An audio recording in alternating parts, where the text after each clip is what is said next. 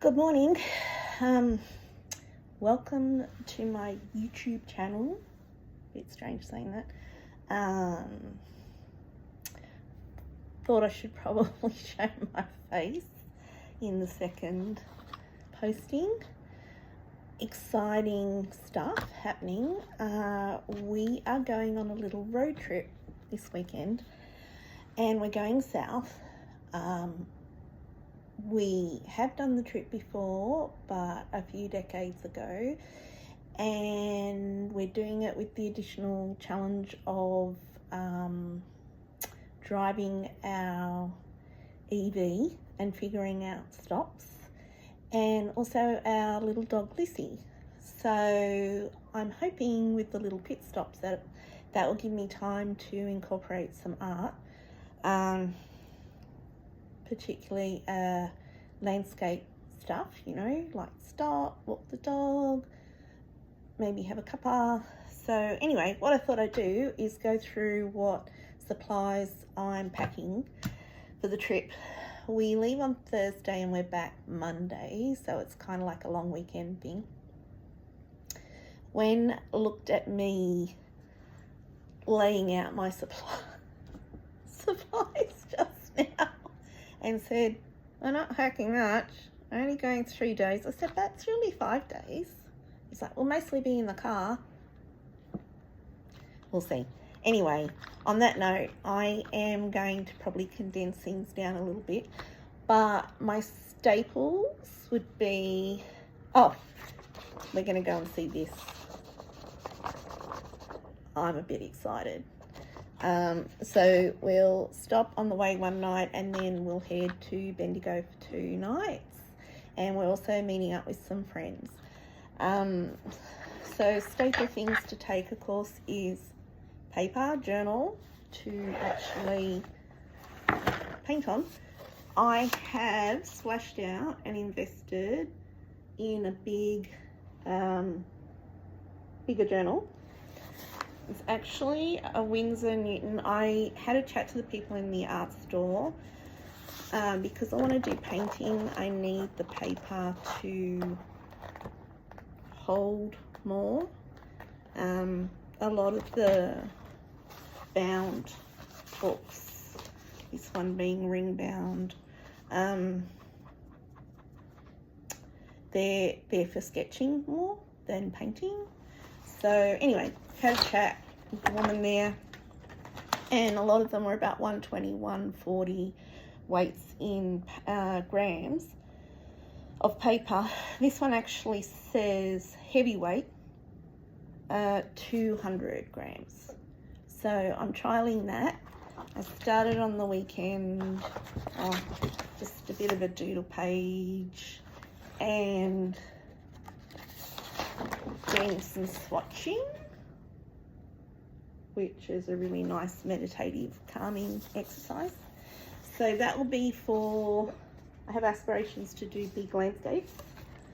And then as I finish the other journal, I'm also branching out into this little one, which was a gift from a good friend that way, long ago. And I started with a little painting at the beach before my swim, and one thing I often forget is decent clips, and it was really windy on Monday. That just broke. Cheese and biscuits.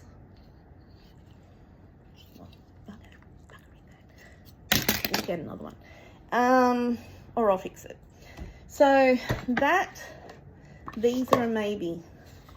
Watercolor postcard size. I do like painting little things. There's this one, which is one I've had for ages, which is bamboo paper. That's 250 grams. Actually says bamboo 70% recycled washi, 30% acid free, 15 sheets. Then there's this one that I just got from the art store, which is Erksley, by the way, which I go to in both Oxford Street and York Street, and they're really helpful and they have a great range. The Langton Prestige, which is 100% cotton mold made watercolor postcards. Oh, that one's actually 300 grams.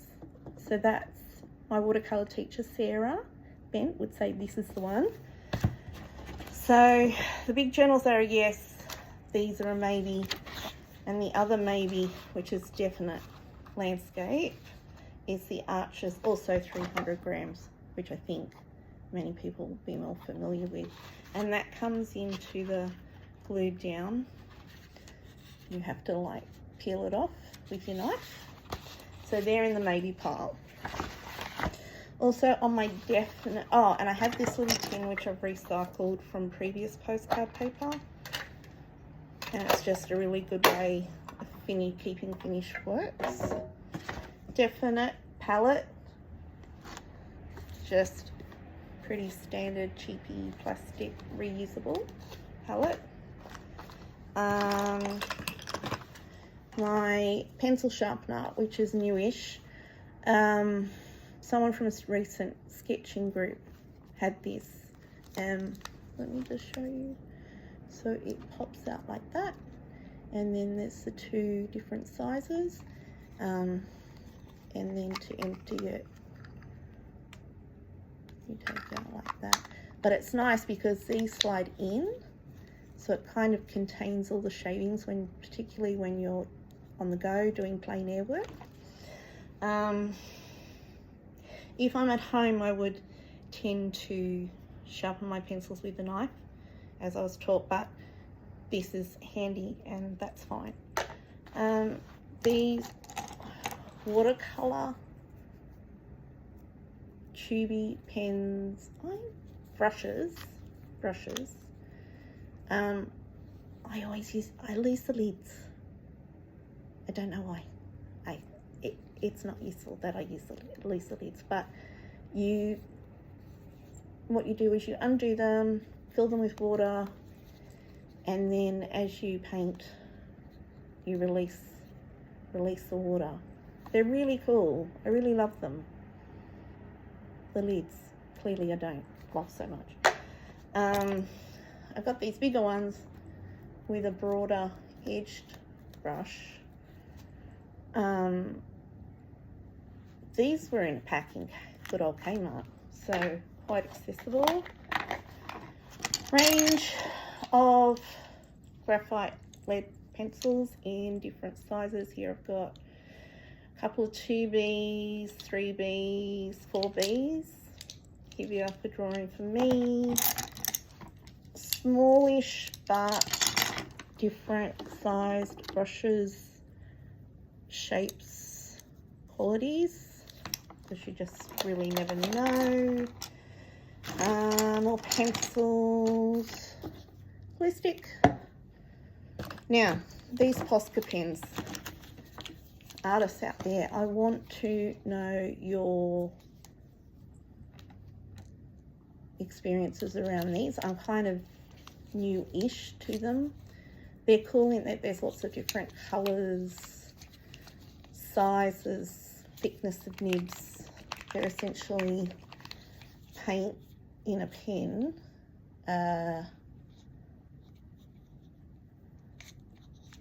But I'm not sure around storing them.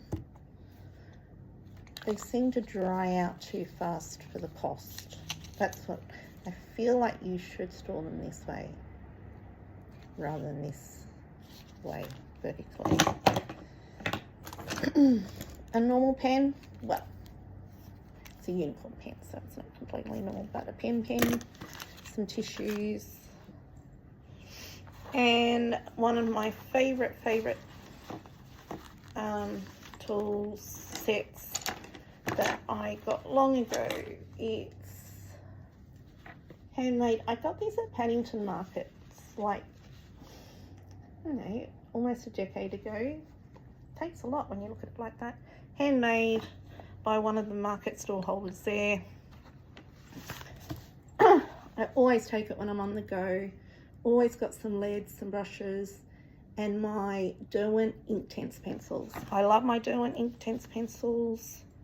As you can see, They have great range of colours.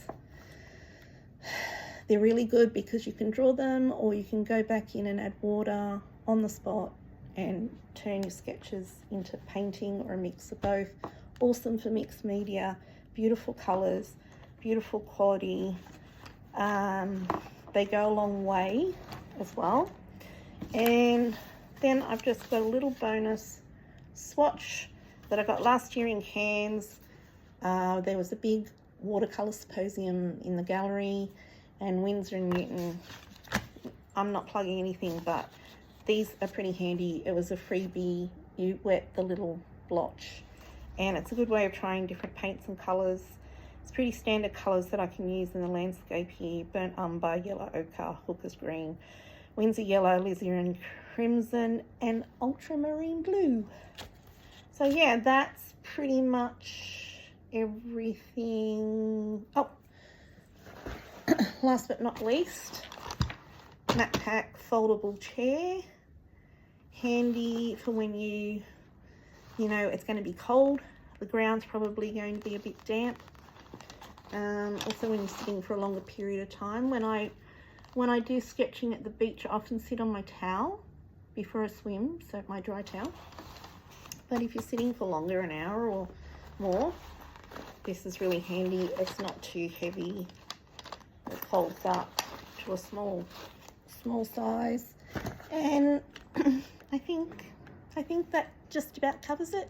So yeah, I'll report back after the trip. Wish us luck, and I'm excited to share more. Thank you.